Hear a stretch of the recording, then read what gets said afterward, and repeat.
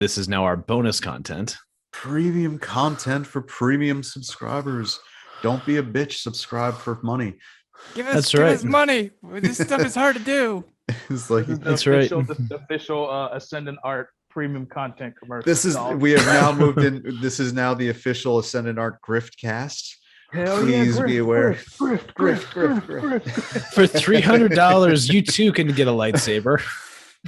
Since we're into the Grift cast, please be aware that as of this moment, which is Tuesday, December 14th, 2021, I have pre-launched my Kickstarter for Little Chad. You can pre-register and hopefully I forgot. I had a whole thing that I wanted to talk about when you brought up the cruise ship bullshit. It reminded me of something.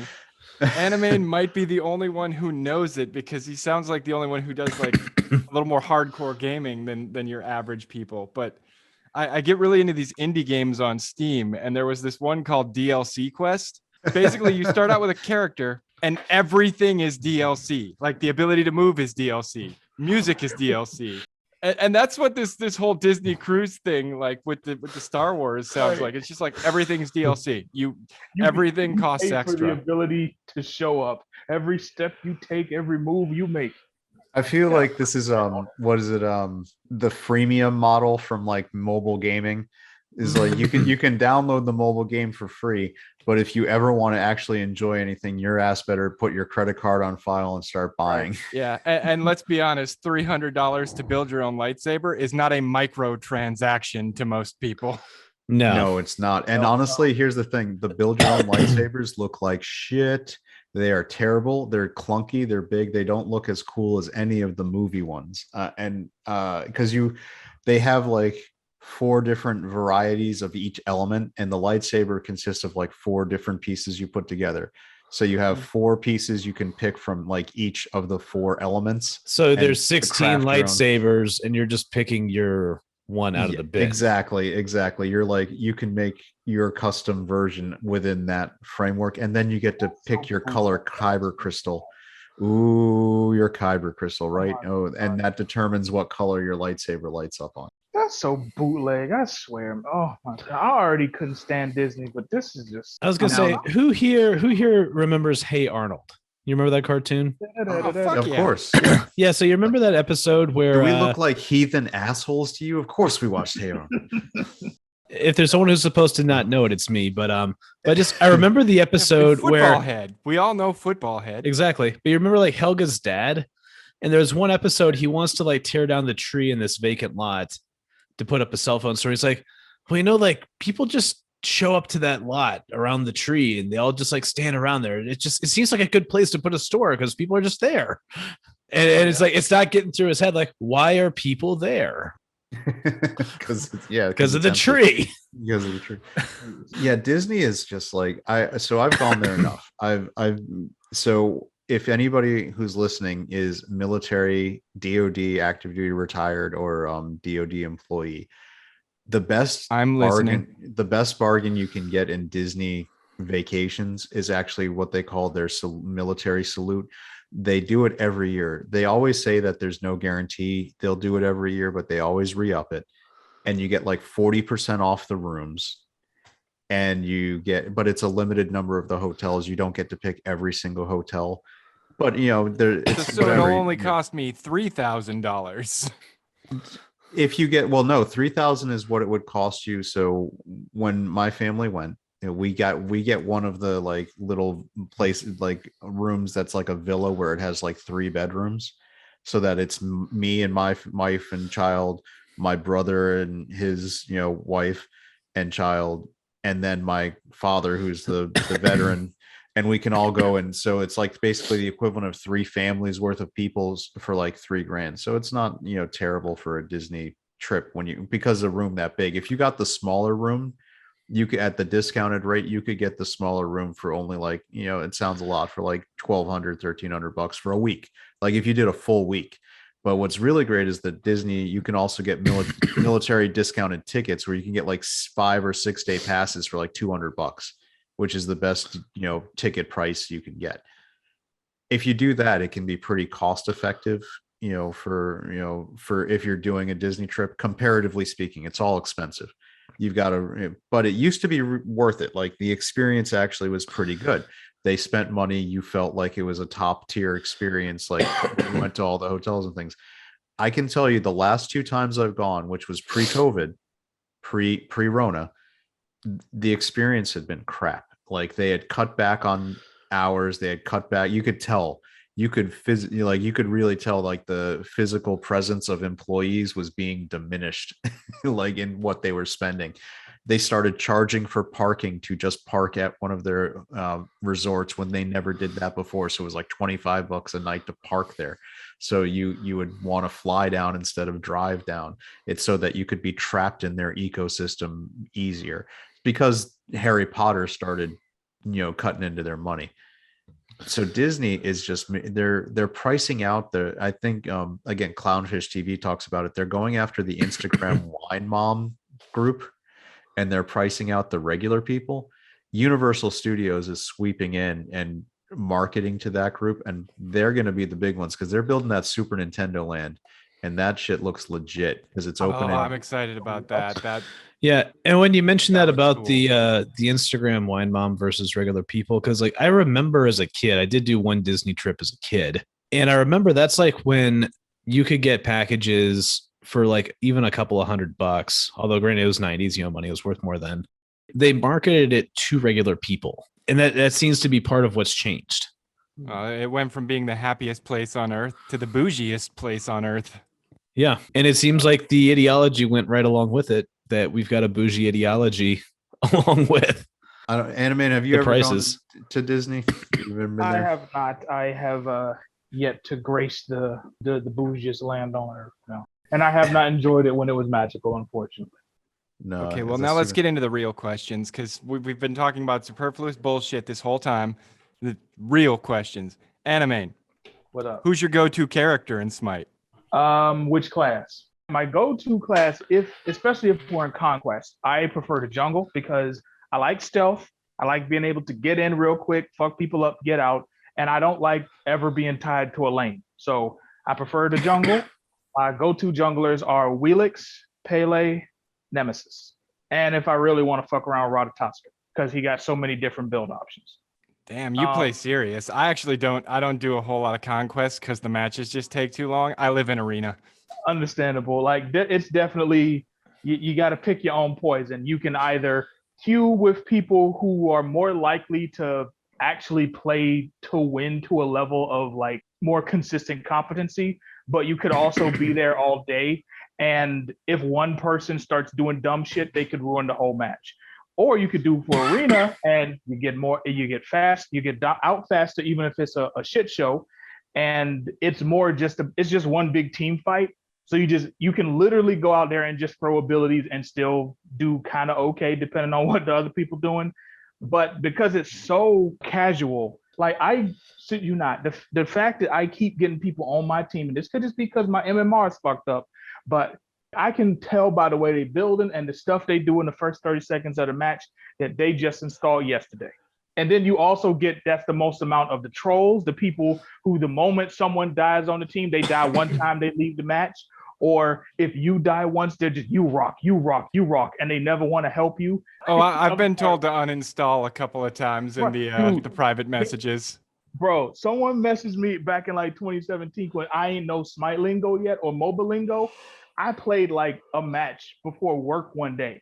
Then I came home and I just had a DM that said uninstall Smite. And I'm sitting here thinking, I don't even remember what happened in the match. I'm like, why do I need to uninstall? Is something wrong with the server or something? And they just laughed and I guess blocked me or whatever. But I'd have been told to kill myself. I'd have been called all the slurs, I came back at them when they told me to uninstall. I was like, look at the numbers there. It wasn't me that was bringing the team down. It was you. You were playing an assassin. You were supposed to shore up those kills before they could get back to base. You weren't doing that. I play Guardians. Like, mostly, you and me gonna be best friends then. Mostly, I like to tank. I love Xing Chen. He's like my go-to guy. First of all, we just put everybody on a little tilt-a-whirl, Yeah, and then throw them at my party and watch the AoEs just go. throw their ass into the fountain, bro. I'm throwing people into my base with the Shinken. It gets hard There to you do go. though, because once they notice that, they back off and they won't Yeah. come that close. Unless you playing with like literal noobs, that you only have like maximum 2 times you can do that, or the famous like blink Ares ult. Yeah. You know. But anyone who mains Guardians is like a special class of person, because that's the people that no one wants to touch because they do the least amount of damage. Oh, But but then- my best games, I usually only have maybe 2 or 3 kills, but I've mitigated like 40,000 damage. Right. You mitigated you mitigated so much damage. Yep. If you playing a healer, you got mad healing for the whole team. You probably got 2 times more assists than like the other people because you're actually playing your role. You're not saying, "Oh, I'm gonna play Ymir and I'm gonna insta-lock him and I'm the only tank on the team and I'm gonna build full damage and feed my brains out and then I'm gonna get mad at everybody else." Oh, Yeah, I'm sorry. This wasn't supposed to turn into the Smite rant cast, but Well, no, this is the bonus content, dude. We can do whatever we want. we don't have an agenda for this This conversation. is free play of free plays. agenda, where we're going, we don't need agendas. Where we're going, we don't need Oh. the agendas. So this is hilarious. It makes me think. I saw it was a meme on social media. It was a guy saying like I watched Back to the Future 2 with my son the other day, and he said that wasn't the future. They didn't go to the future. That was the past because it was set in 2015. And the dad and the comment was, I've realized how terrible empty my life is to have outgrown the future of my childhood. I was like, That's right. no. That's deep and philosophical and hurtful God. all at once. It does hurt because like Back to the Future, that's one of my favorite movie series of all time. And when I have kids, I'm gonna be showing them, and they're going to make that comment. Well, here's what we can do. You can just be like, Marty changed the future. That's what happened. That would have been the future for him, but he fixed it because he I'm didn't right. get into that car accident. But I was gonna say, but this is also the case too of it's a perfect example of the saying, nothing dates the past like its perception of the future. Weirdly enough, one of my favorite occasional pastimes is looking up how previous eras perceive the future. Because weirdly enough, y'all know about retrofuturism?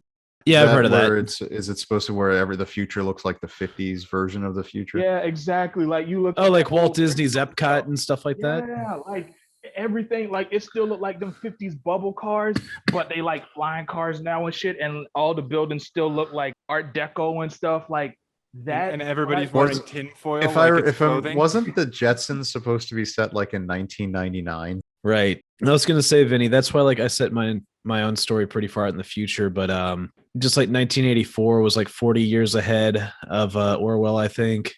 I'm like, dude, in the year 2070, civilization has stalled. Well, Orwell was only about 40 years off, let's be honest. Yeah, because there were certain philosophical trends at the time. And he's like, yeah, these are going to lead to a conclusion. And he wrote those in 1984.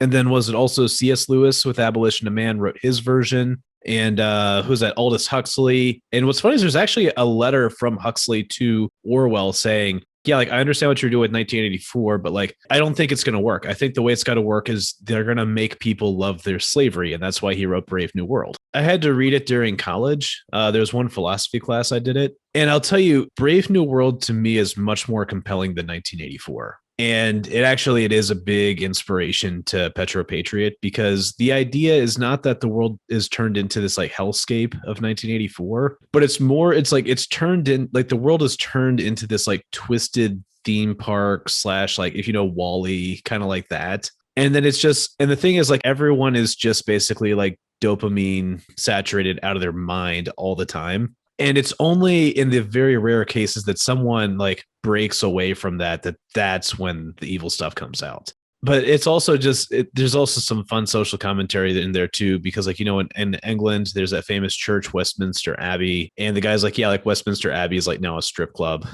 because like the characters are talking about going there, just ridiculous stuff like this.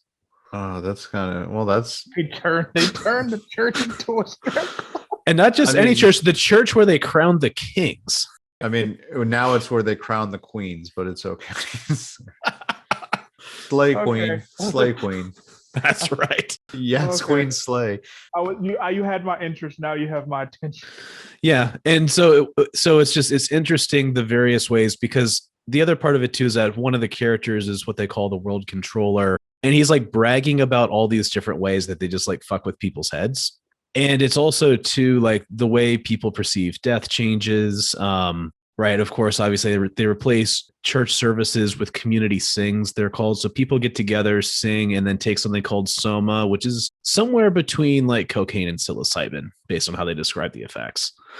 And so it's like once a week everyone gets together to like sing and get high. And what happens is, where all the conflict takes place is that there were some people who just said we're not going along with this. Most of them got machine gunned, but a handful of them were kept in this like giant outdoor cage. These were called the Savages. And it's just by chance one of the Savages like gets out and somehow like gets brought back into normal society, because there's this one character, because everyone's also like genetically engineered. They like fucked up his genetic engineering. So he's an alpha, but nobody respects him because he's not as tall as an alpha. He's not like as strong as an alpha. But he's like, hey, I brought back this Savage, so now I'm cool. But the Savage like just does not integrate with that world at all. And the thing is, the Savage ultimately dies. I think he commits suicide because he's just like, I just cannot integrate into this world. And what's funny is also like this defective guy, he ends up getting sent to Iceland, because he actually is one of the few people who goes kind of outside of the bounds and actually has to have the police called on him. And the world controller, just before he gets sent off to Iceland, says, you know, dude, like, you're lucky that you get to go to Iceland. Everybody who's anybody gets to go to Iceland, as in like all the people who are allowed to think are like just put on this little island together, right? And Everyone is on the island of misfit toys. yeah, quite literally. It's like you have like the Savage Land and you've got Iceland. Is Kazar there? Did I derail you by asking about a Marvel Savage Land I'm gonna reference? turn around and Storm and Rogue is gonna be behind me, and like I was with I might go there. There you go, with Soren, you know, the evil pterodactyl mutant. Dude. There you go. You know, I'll be honest, I didn't read Lord of the Rings when I was younger. I didn't really get into it till the movies. So like for me, Soren was always just the X-Men pterodactyl guy. I had a toy. It was awesome toy. Yeah, man. Well, he also the one who told Spider-Man he don't want to cure cancer. He wants to turn people into dinosaurs. But you're a genius. You could cure cancer, but I don't want to cure cancer. I want to turn people into dinosaurs. I was gonna say, dude. So what's funny is like in my world building, a character like that actually could be possible. Like I've got to figure out how I can work a joke like that in there. Those are the best ones, man. Like I mean, I don't I think it's fairly easy. I mean, you just have a stupid. I mean, you don't have to quite go like I'm the Juggernaut bitch from X-Men 3, but you know, For the love of God, don't go. I'm the Juggernaut bitch. Well, you saw where I did go that way the other day, Animaine, right? Where like I took the Kamala Khan Marvel, and it's like your reality cannot harm me. I'm backed by the corporations, because it's the idea is like, hey, if you give this person powers of a certain kind, like what would they do with the powers? And some people will be really heroic, right? Some people will be outrageously evil. And some people are just like, dude, I got powers. Like, that's badass, man. And they're like, I'm going to do this. I'm going to do that. And just do this stupid as shit, right? Well, remember, it's just like in The Dark Knight, like when Michael Caine talks to you about, you know, tangerines. Sometimes, never mind. That was a meme. Everyone hopefully would get the joke. But I got the joke. Some people just want to watch the world burn. I think it's one of the things where they talk about it a lot with the people who critique modern comic book writing, and you've talked about it, Mike, where they identify with the villains, so they can't write them.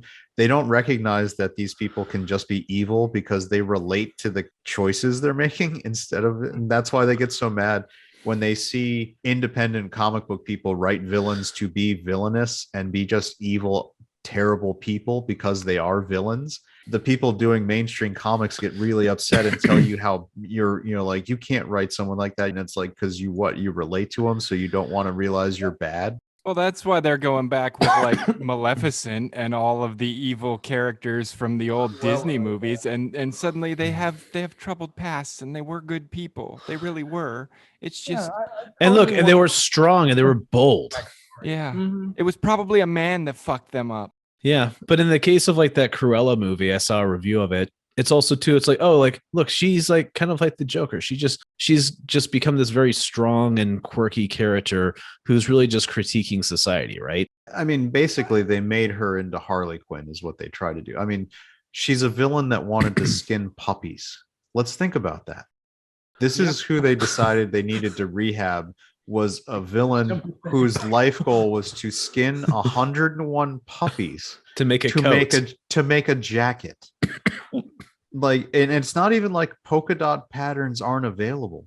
You can kind of make that without skinning puppies. It's not a hard thing to do in fashion. Polka dots have been around, a while.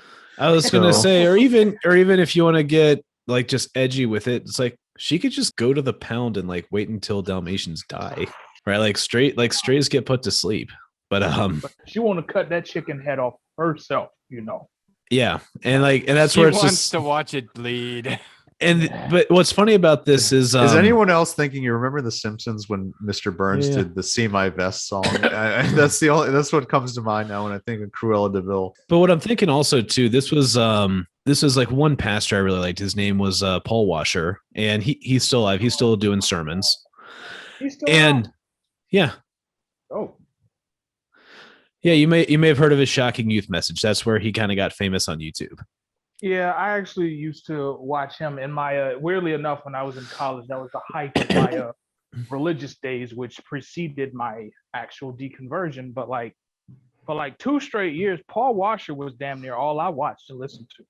I'm like, you can keep your Joel Osteens, your Fred Phelps, you can keep your T.D. Jakeses, Paul Washer. That's what I'm listening to. Yeah, but yeah, I bring him up because that was one of the things he explained about what going to hell is, and one of the things he talked about is this concept of when you take your first step through the gates, the last sound you will hear is the thunderous applause of the entire universe, glad to see that you are gone. And like that was a really powerful sermon, by the way. And it's just like when I think about villains in a writing context, like I often think about that sermon because it's like, how can I write this person that when they finally get theirs, you want the reader to stand up and be like, yes, we are so glad that guy is gone. Yes, an appropriate villain who's actual just a straight up villain. It needs to be ding dong, the witch is dead across the whole readership.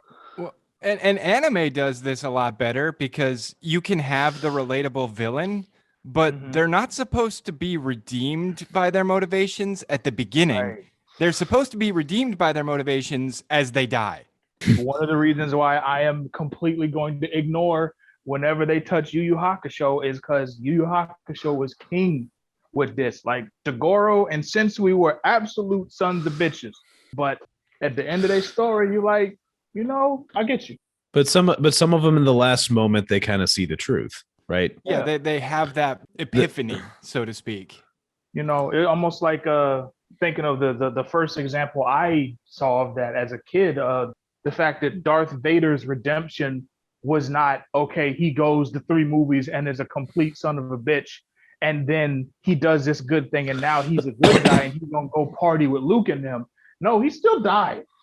Yeah, No. and if he didn't, like, how do we address that? He's a war criminal who is basically like space Hitler.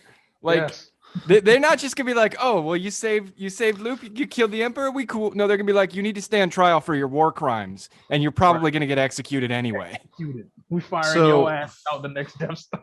Here's the thing about how they handled Darth Vader. If you look at the original trilogy, he only ever kills combatants. I mean, he does it. He does it. He kills the guys on Princess Leia's ship when they're prisoners, but they were still. I was gonna say those guys were unarmed. No, but they were still enemy soldiers, right? So mentally, it's still something where you can allow him redemption. Where they screwed it up was in the prequels, where once we saw him, go after the younglings and turn on that lightsaber in that room.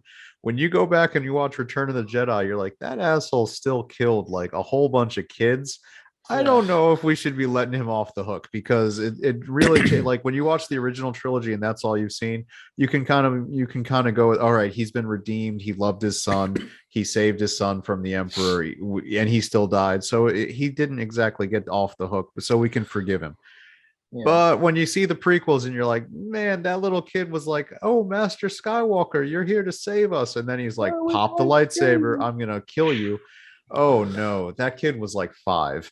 That kid was And a great what- actor too, because you could see that he shit his pants when he realized what was happening. It's about making villains who will at some point be redeemed. Is that there's a point of no return, and you have to know there's villains and antagonists I'm writing right now. At some point in the story, they're going to be on the good guy side. And I had to change some stuff about the story I was writing because I'm like, I want this person to be on the good guys team at some point. And like, I know Dragon Ball did it with Vegeta because like Vegeta was a complete son of a bitch for like more than half the show before he was a legit good guy. But I don't know if I can pull off a Vegeta, so I'm just not gonna have my characters do like murder. I'm kind of luckily running they into the have same Dragon issue. Balls, so like even though Vegeta did kill a couple of them, they can get him back. So it's not like it's a dead. It is a good point because right in the Star Wars case, you obviously had different writers writing at different times, and you're right. That is one case they did not think about. Hey, for continuity reasons, like we have to consider what is he going to do that makes him Darth Vader, that at the same time still makes him work for the episodes 4, 5, 6, right? And what's interesting about that is like that's actually like one of my major villain characters for my book, and I know you guys both know that's Pauline Censor. It has to be the case that even if the villain gets redeemed, they never stop being like the same person, if that makes sense. Like their motivations and what they did has to be able to gel such that like they can fit into the roles that you want them to fit into. I think the prequel trilogy, like, yes, Anakin did some really fucked up shit in the prequel trilogy. And this probably all could have been avoided if when Obi-Wan said the Sith are evil, and then Anakin said, in my eyes, the Jedi are evil. If Obi-Wan would have just said, which one of us killed a bunch of kids? Like maybe that would have snapped him out of it.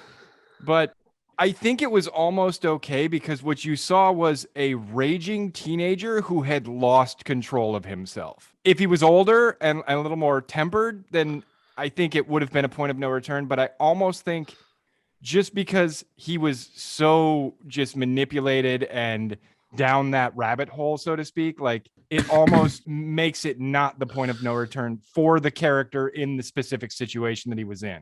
Yeah, and that is a good point. And so here's the thing that I'm going to bring up. You but know, you're bringing them right on the edge, right? Padme was really Yeah. the worst villain of the entire Star Wars saga, and here's why.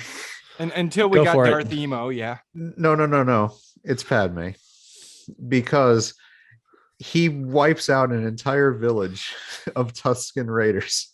He goes back. Oh yeah, that to turned her on. he goes back to her, and she's like, I didn't just kill the men, I killed the women and children too. And after that line, she's like, I love him, I'm gonna fix him.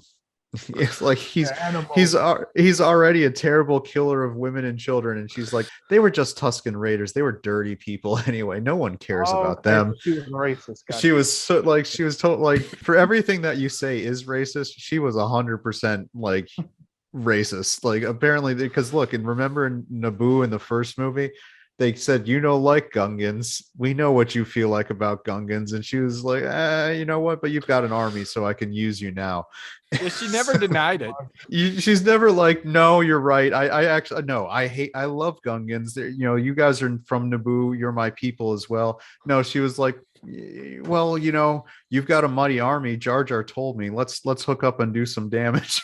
He was just like, she is the terrible like person, and that I stand by that. She's the real root, and honestly, she's the root cause of everything, because Anakin being in love with someone who's as evil as her is what led him to the dark side. Clearly, Emperor Palpatine was manipulating Anakin the whole time. You know what he didn't try to do? Keep him from getting with Padme. Oh, you gotta let him get fully in love. Let his nose. He's like, we need to just. It's not just like letting him fully get in love, man. It's got like, we got to get you an Ava Braun who's going to get you right thinking, Anakin. So here's Padme. There you go. She's gonna let you off the hook for killing all those people, and just like, by the time we're in the arena, she's gonna be like, "Why don't you kill some more like bug people, Anakin? Let's do this thing." But you're right, because when you mentioned that, Vinny, I'm thinking about the exact way for how Pauline's gonna say this, because the way she'll describe it is like, look, like every man has one thing that if you can find what that is by granting it and denying it, you can turn the whole person. And in his case, you're right, like that was Padme. It's like you have because my work's a little bit philosophical, each of the characters will have a philosophy about how they do things. And so Pauline Sensor is very much like a systemic person. She's like, how can I create a system that the system itself will cause people to do what I want? And when I think about the one thing, it's actually, that's a little bit different character, which is like a media girl named Rita Rouser. And so her superpower actually is seduction, but it's not just seduction in the sense of being sexy, but it's in the sense of she can very quickly get a sense for what it is you most care about. And she knows what to say to turn you on that thing you care about.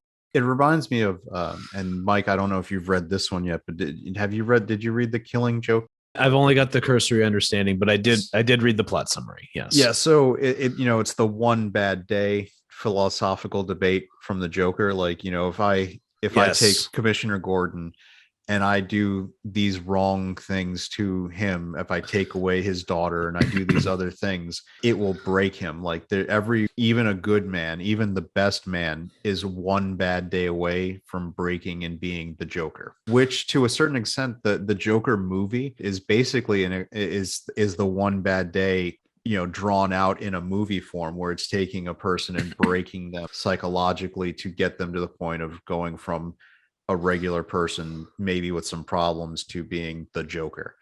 So, yep. I mean, that's kind of in the modern Joker psychology and characterization, that's really, I think, the underpinning that's stuck.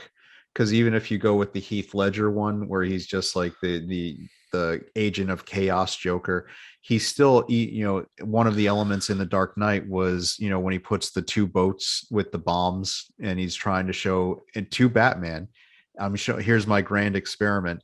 Even the good people will be evil, when they're in a situation where it seems warranted. That's, I think, the modern Joker vibe is that psychological choice of, every person can hit a breaking point and become evil. And I kind of think that's the vibe I get with what you're talking about, where you can take anyone and twist them into an agent of chaos, so to speak, if you use the right pressure point. Exactly. And so part of the challenge then is to then say, could it be possible that there is someone who develops a strong enough sense of character, enough fortitude, right, enough temperance, right, the classical virtues, to then say, actually, there is nothing you can throw at me. Another one in the same vein that I align with a lot is, if you know from the book 1984, do you guys all know the concept of Room 101? Sounds familiar. It's been a little while since. Okay. Yeah. So remember, 1984, the Airstripped one has these 4 government buildings. So it's like, the Ministry of Truth, Plenty, Love, and one other one. I'm trying to remember now as well. Oh, Peace. And in the Ministry of Love, that's the policing one. There is a room that everyone is afraid of called Room 101. And so at the conclusion of the book, they take you to that room. And what it is that in that room, they will subject you to torture, but not just any torture. But what happens is the thought police have spent so much time studying you, they know your greatest fear. And so they subject you to torture specifically on that fear. And this is a big part of 1984's philosophy, is that modernism is the idea that man does not have a soul, and he's just basically a complex machine, or a complicated machine, but machines can ultimately be understood and programmed. And so Room 101 is the room which is the ultimate triumph of the state, to say, once you go into this room, you will be reprogrammed, no matter who you are. And that is what happens to Winston. They hold these rats over his face because being eaten by rats is his fear, until he finally says, like, put Julia in my place. And that was his love. And so that was the point that he truly loved Big Brother, because he loved nothing else. But it sounds like the Joker had a similar concept of, if I can just find that thing, I can make any good person into somebody just like me. Yeah. And therefore, I am justified. In The Killing Joke, what the resolution was, that he didn't break Jim Gordon, and that was Batman's, like, and it was, and from a storytelling standpoint, it's almost like what is it, Job, where the devil and the god are wagering Over Job, on yeah. over Job, and like how tormented he can be and whether he's going to break. And they don't have Batman being the agent of Job, in this case Gordon's misery, but in a sort of way it is, because the Joker is kind of a function of Batman. But that's getting really deep into the themes. But it's kind of an allegory for that, where you had the two aspects. You had the Joker and Batman representing order and chaos, and they're got Jim Gordon in the middle, and we're going to push him and torment him and see if he can move, if he's going to move from the side of order, where he's Batman's greatest ally, into the camp of the Joker and being an agent of chaos and wild and all this and evil. And he doesn't. And the Joker is kind of defeated philosophically, where even Barbara Gordon, who is the most precious thing in Jim Gordon's life, being assaulted and paralyzed, and heavily implied by and I think this is more, they don't address it in the story. My interpretation is the Joker doesn't actually assault her in that way. He just takes the pictures and implies it as a way to push the joke, push Gordon, because that the Joker has never been shown to really be interested in that ever in any canon. The attack on this storyline, and this is one of the things I don't like, they go after it saying and they retell it, like I think they did it this season in Titans, where they conceptualized. No, it's in Young Justice. I take it back. The new season of Young Justice, the way they do the killing joke for Barbara Gordon to become paralyzed is to basically save the Joker's life when he was about to be murdered by an assassin. And Barbara Gordon takes the bullet or sword or whatever. I didn't watch it, so I don't know exactly what causes the wound, to save the Joker's life, and becomes paralyzed because she's that heroic. And a lot of people are really happy with it, because they're like, oh, it gives Barbara Gordon agency and does this. And I was like, because they're getting hung up on and this is something that comes from the people with the agenda, that it's wrong for a character to be used as a storytelling element for someone else's story. And I was like, that's true for everything, though. I mean, people have motivations. A loved one being put in danger or being murdered and being like the thing that causes you grief and mourning and sadness is going to be a prime motivating core emotion people feel. It's not a bad storytelling when that is used. Like they bring up the example of fridging, which is the term Gail Simone came up with for Kyle Rayner's girlfriend being murdered by a villain and her body being put in a fridge. And Gail Simone was like, the only thing she did for this story was to be in a fridge. She had no agency. I was like, it's a pretty Not big motivating every character factor. needs to have agency. Yeah, If you every give every character character is not the agency, star. you'll never tell a story. Every character is not the main character or an important enough even supporting or secondary character to get that. Some people just here to further someone else's story. And like you said, in order for this to be an actual story where things progress, that's how things have to be. And I know, Animaine, you were on that Twitter thread with me, right? The guy's like 8 rules for writing. That is rule number 6, which is no matter how sweet and innocent the character, as the writer, you almost have to be sadistic to make them suffer so that we see what they're made of. I mean, look at horror movies. If you tried to give every fucking teenager who went out to the lake house agency, we'd never get to see Jason. It'd be over before we ever got there.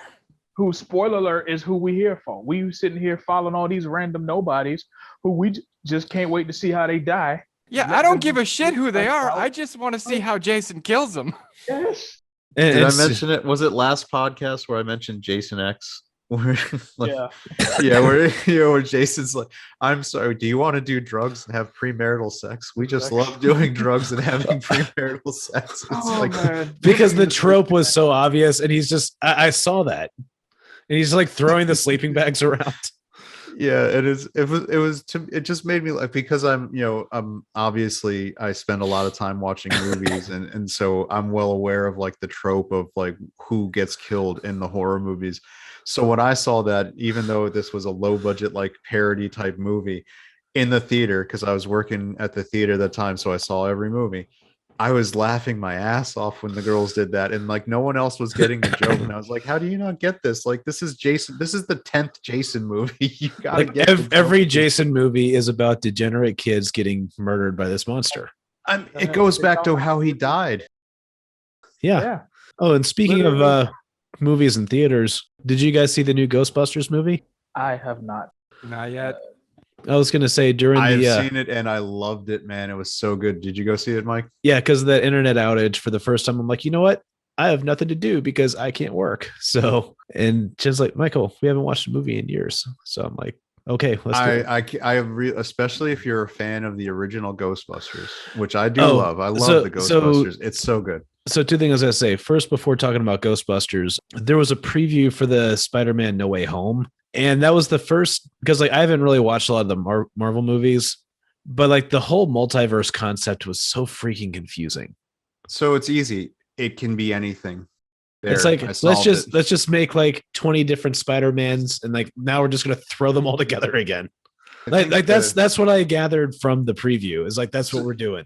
It's so Sharknado, Marvel's- but with Spider-Man. Yeah, Marvel is leaning the into Spider-Verse. they're leaning into What If, which in the old comic book, the Watcher kind of explained it in a really succinct way. It's like it's the multiverse theory of the universe, which is for every decision there's a universe for every optional decision that could happen. I mean, Rick and Morty gets into it, right? Where for every version of possible creation, there's a something out there. So Mhm. in the multiverse right now, there is a real Marvel universe where these superheroes actually exist. Right?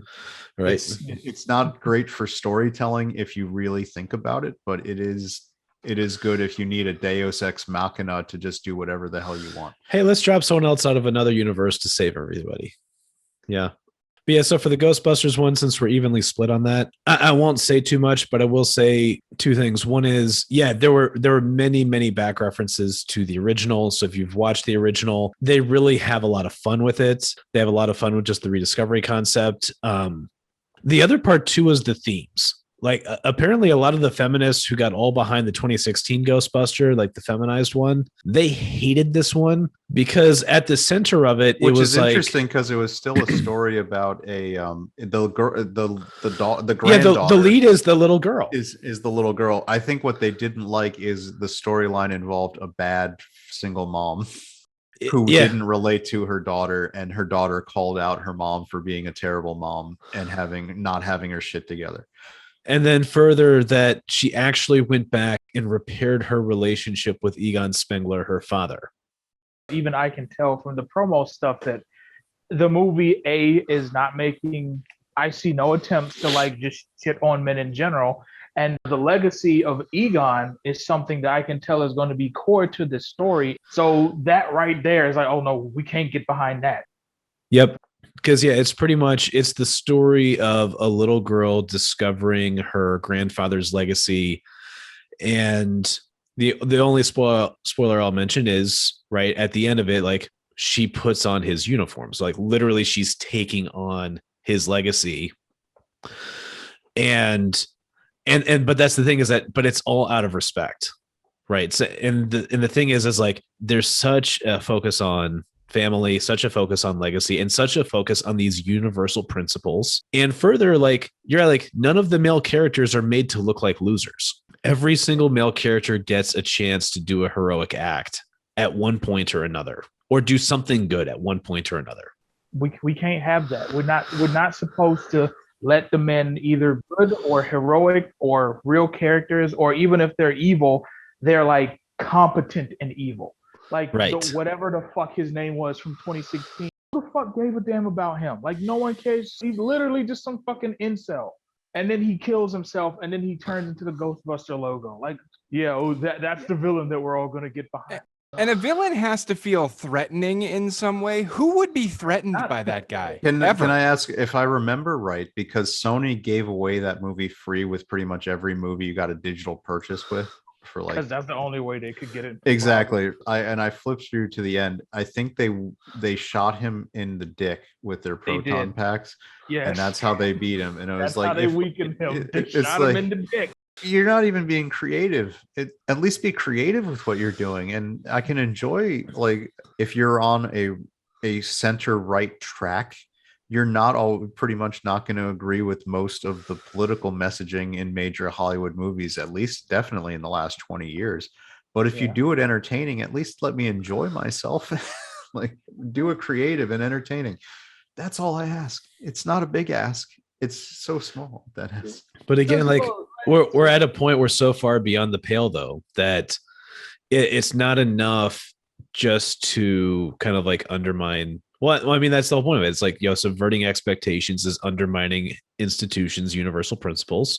Well, they also take the franchises that are really, and they're really, like, the first Ghostbusters was really well written. It's a very tightly plotted movie. If it gets brought up, like when Ray, at the beginning, when Egon's like telling everybody and briefing them on the proton packs, don't cross the streams, it's really bad, so that when they get to the point where they're fighting,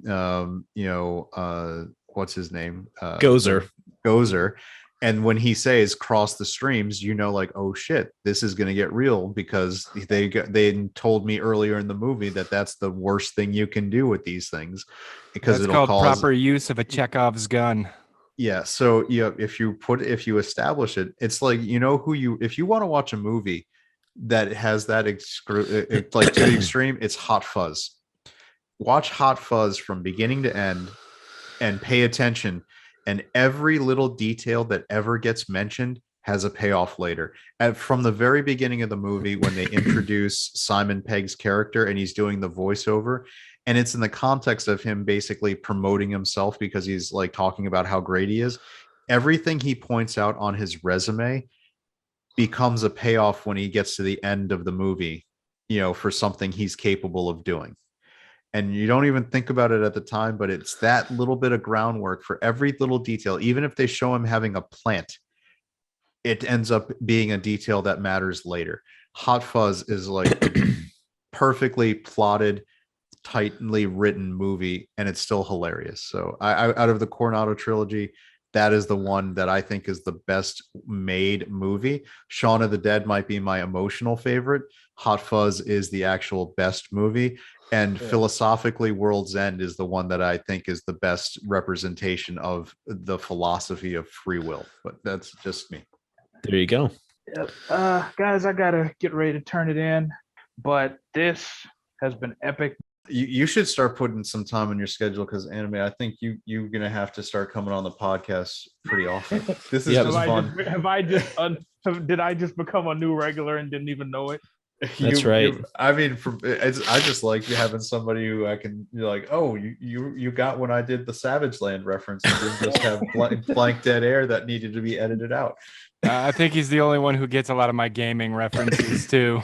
That's right. Look, man, I am nothing if not a repository for useless nerd knowledge. So it's good that I can put my oldest skill to use finally. That's right. That's good.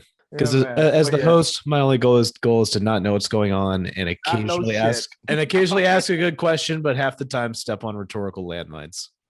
Yes, it is your goal to be the most out of loop person. And to embarrass myself on the podcast. Really. All right. Well, hey, you have a good night, sir. All right, you too. Y'all be good.